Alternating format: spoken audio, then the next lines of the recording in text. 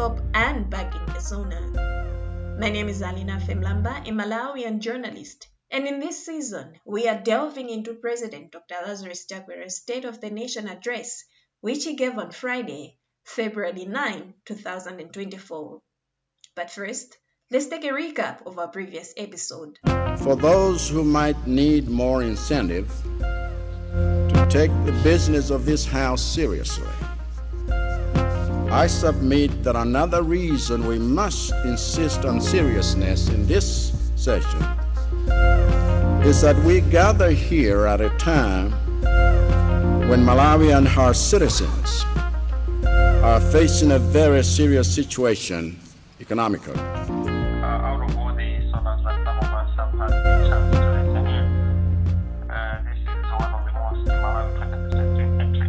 In his Sona, which he presented at the 2024-2025 budget meeting, Dr. Chakwera's focus was on ranking as a priority food security, job creation, and wealth creation in the nation through the ATM strategy, thus agriculture, tourism, and mining. At this point in our nation's development, the only behavior that shows seriousness is that which helps us focus on our priorities.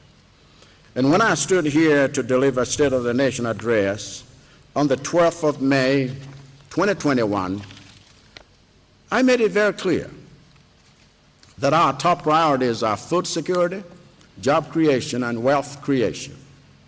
Similarly, I have said again and again for the past 14 months that the way to achieve food security, job creation, and wealth creation in the shortest time possible is to boost productivity in agriculture, tourism, and mining sectors, or what I have called the ATM strategy. So if these are our priorities, then we cannot afford to continue wasting our limited resources on things that are not productive. If these are our priorities, then we must get serious by investing in them more than we invest in partisan politics. If these are our priorities, we must get serious by putting resources into them instead of our personal entitlements. If these are our priorities, we must get serious by working together to promote them across MDAs instead of engaging in territorialism through institutional turf wars. If these are our priorities, we must get serious by taming our appetite to spend public resources on non-productive activities and non-productive public sector bodies. If achieving food security, job creation, and wealth creation through agriculture, tourism, and mining is our priority, I said, then this is where we must put our hardest working and smartest officials, not those who are lazy and complacent. And in this episode of The Telescope and Backing the Sona, I'm joined by Dr. Horace Phiri, an agriculture expert from the Lilongwe University of Agriculture and Natural Resources. Okay, so welcome to The Telescope, Horace. Thank you. Let's start with the first question. How do you think the country has performed in the past year in achieving food security, considering the president's emphasis on it as a top priority? I think if you look at the national level, I think the performance has been okay. We've been able to attain food sufficiency, which means that I think the country is able to feed itself. But if you look at now the vulnerable households, especially the poor segments of the population, I think the escalating food prices, but also in certain instances an availability of food, especially maize, in some of the local markets has affected access. So in general, much as the country was able to have what is required to feed its population, I think in terms of access, I think we haven't done well because of the food price inflation, but also because of availability challenges, especially in some remote parts of the country. If we're to look at the 2023 Malawi Vulnerability Assessment Committee report, which assessed and estimated that about 4.4 million people would be unable to meet their annual food requirement, that is representing close to 22% of the population. With this estimation, the number of people requiring food support has definitely increased by 15% from 3.9 million in 2022. Now, do you think the lean season response for all the affected people in all the districts in which this administration has embarked on, which has seen the government giving each of the affected households a 50 kg bag of maize every month, do you think this move will in any way ease the burden? Well, it's obvious. It's obvious that any kind of assistance will help alleviate the situation. But the key thing to note is that the estimates, projections well before the situation manifests. And what we've come to notice, what we've come to realize is once you have focus like the ones that you're mentioning, the countries respond. So you have a response that is coming from government, but also other development partners that come in to implement initiatives or interventions that help reduce the vulnerability of some households, but also the risk of hunger. So, like for instance, we've seen interventions like the cash transfer and other programs that aim at giving income, or in certain cases, direct food assistance to households that otherwise would have been affected by hunger. Okay, you've mentioned about these cash transfer programs, and the president in his SONA also mentioned that programs such as the social cash transfer, the climate smart enhanced public works program, and the food security response program, they have plans to increase the coverage from 10% to 15% of the population. Now, how do you think these programs will contribute towards achieving food security, bearing in mind that currently there are about 290,979 households that are being reached out to? Well, in a year like this, when the rainfall conditions are less than favorable, the food prices are quite high, it's only natural or it's expected that the government should come up with some safety net programs. So the programs that we have listed, they fall within that range, where now government and other partners are now coming in to support consumption through the various means. So it's a proven way of ensuring that you are able to make sure that households are able to afford where they have to buy on the market. It's a fact. There's evidence that safety net programs contribute to making sure that households have access. Let's talk about agriculture productivity and irrigation development. How has the country performed in the past year, especially regarding mechanization?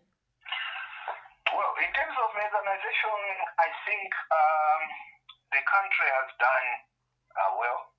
I think we've seen several initiatives that have brought in equipment that is meant to be used by farmers in the country. But I think where we are still lagging behind is where now private investment is ahead of the public initiatives. I think in this country, because our farmers are still, majority of the farmers are still smallholder farmers, resource constrained, and they can't afford mechanization or to finance irrigation facilities. we're still heavily reliant on government. And to be honest, I think government can only do so much. But for us to see a significant transformation where the majority of the farmers are practicing irrigation, but are also using mechanized way of farming, then we need private sector investment. And I think in this regard, little has happened, and I hope in the near future government will come up with the incentives or ways of making sure or trying to promote mechanization, but through private sector investment. I think that's the most sustainable way, and that's the most sure way that will lead us to mechanizing or having an irrigation, a large acreage under irrigation in future. The Affordable Inputs Program has faced implementation challenges, yet there is an improvement in redemption rates, thus 10% compared to the previous one. Do you think it's viable for government to continue with the program this year? Well, I think the challenges, we have to put them in context. I think if you look at the program design itself, I wouldn't fault it. The major issue with the program this year was the challenges elsewhere. I think the issues to do with Forex were so central, and they heavily affected the program in terms of being able to get the fertilizers into the country on time. So if you look at things that way, yes, the challenges have been there, but they are not inherent in the program. These are challenges that are coming from outside the sector. I am happy that the country has started addressing the issues to do with Forex, and again, I remain very hopeful that in years to come, perhaps we may not be facing the challenges like we did this year. So if you consider things in that way, then I think it's only reasonable to give the program a chance. Lastly, Horace, the president has also been touting much about megafarms, in that government has coordinated the production of 373 metric tons of maize for restocking of the country's strategic grain reserves, among other things. Considering the existence of these megafarms, what do you foresee as the fate of such agricultural adventures in this country? Well, personally, I think I'm an advocate for such kind of initiatives. I think in our chat today, I have hinted here and there on the challenges that we are facing because farming is still fragmented, and we tend to rely so much on small farms.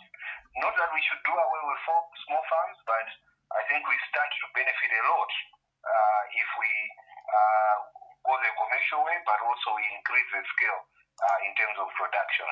So to me, I think this is an initiative that has to be supported. It's an initiative that will greatly benefit the country in terms of now transforming our sector, because honestly speaking, our sector needs structural transformation. If we want to achieve exports or growth through agriculture, then we need farms that are large enough that can be able to venture on the international market and export things. At the same time, if you're talking of mega farms, then basically you're also talking about farms that are able to have the resources on their own, reduce the physical burden that the agriculture sector tends to exert on the public budget. And there are other things, other benefits that will also accrue if we take this route. So for instance, if you look at the ability of these farms to act as anchor farms that will support the small farmers in the vicinity, and they'll be able to improve their production, but also their incomes. So there are a lot of benefits, and I believe what we have now is still early days. But once we get to grips as to how we can ably use the concept to transform the sector, I believe more benefits will accrue, and we'll see a good story about megafarms in the country. So to me, I think megafarms are the way to go. Of course, we still need our small farmers to play their role, but these have to happen concurrently, and I think the sector will grow and the economy at large will also benefit from the initiative. Thank you very much, Horace. Yeah, thank you so much. Thank you for the questions. I think they're thought-provoking, and you're welcome. That concludes today's episode of The Telescope, Unpacking the Sona. Subscribe and stay tuned for another episode of Unpacking the Sona on The Telescope. My name is Alinafe Mlamba. Good